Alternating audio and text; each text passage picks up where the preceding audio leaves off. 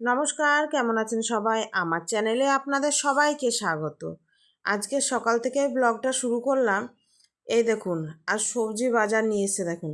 এখন বাজারের ব্যাগের সাথে একটা করে ব্যাগ থাকবে আমের। তো আজকে পাকা কাঁচা দু রকমেরই আম নিয়ে এসেছে, কারণ আজকে একটু আমের আচার করব।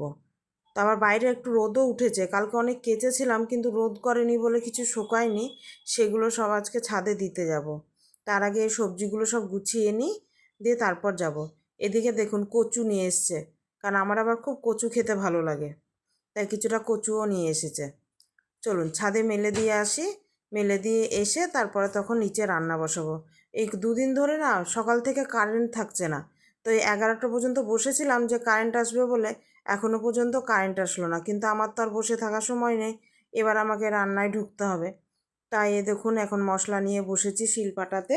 এখন এই মশলাটা হাতেই বাটতে হবে। এখানে হবে ফুলকপি আলু পনিরের তরকারি, আজকে শনিবার একটু নিরামিষ রান্না করব, তারই সব জোগাড় চলছে। তো চলুন মশলাটা করে নিই, তারপরে তখন ওই কাঁচা আমগুলো কেটে দেবো। এই দেখুন কাঁচা আমগুলো নিয়ে বসেছি, কিন্তু আমগুলোই না সব আঠি হয়ে গিয়েছে, প্রচণ্ড শক্ত, কাটা যাচ্ছে না একবারে। কিন্তু এই আমেরই আবার আচার ভালো হয়, তার জন্য বলা হয়েছিল একটু শক্ত দেখে, মানে আঠি হয়েছে এরকম দেখে আম নিয়ে আসতে, তো সেগুলোই নিয়ে এসেছে। এই আমগুলো করব গুড় আম, আর কিছুটা করব তেল আমও, কিন্তু এ তো রোদই ওঠেনি, এই রোদে তো তেল আম দিলে তেল আম নষ্ট হয়ে যাবে। তার জন্য দেখি আজকে আর তেল আমটা কাটবো না, কালকে তখন দেখা যাবে। চলুন, মাসি বললো আমটা দেন আমাকে, আমি গুড় আম করে দিই। তাই মাসি আজকে গুড় আমটা করতে বসেছে, আমার দিকে রান্না করতেও দেরি হয়ে গিয়েছে বলে। তো গুড়টা জাল দিয়ে নিয়েছে, নিয়ে তার মধ্যে ভেজে রাখা মশলাগুলো সব দিয়েছে, আর ওদিকে আমটাও না ভাপিয়ে নিয়েছিল। দিয়ে এবার ওই মশলাটা ভালো করে গুড়ের সাথে মিশিয়ে দিয়ে এবার তার মধ্যে আমগুলো সব ঢেলে দেবে। ঢেলে দেওয়ার পর আমটাকে বেশ ভালো করে গুড়ের সাথে মিশিয়ে শুকনো শুকনো করে নেবে। এই দেখুন ভালো করে বেশ মিশিয়ে নিচ্ছে, এবার এটাকে ফুটতে দিবে।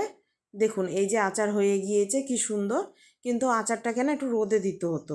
আজকে তো রোদ আবার করেনি, আবার মেঘলা হয়ে গিয়েছে, তাই আর রোদে দেওয়া আজকে হলো না। কালকে যদি রোদ করে তো কালকে থেকে 2-3 দিন রোদে দেবো। আর এদিকে দেখুন, এই যে মেঘ করলেই আমার মতো আমার মেয়েও না এই জানালায় এসে হাজির হয়ে যাবে। যেই মেঘ করেছে ওর সব জিনিসপত্র নিয়ে জানালায় হাজির হয়ে গিয়েছে। তবে মনে হচ্ছে এতক্ষণ বৃষ্টি নামবে বলে একবারে। চলুন, আমারও ওইদিকে সব রান্না বান্না হয়ে গিয়েছে।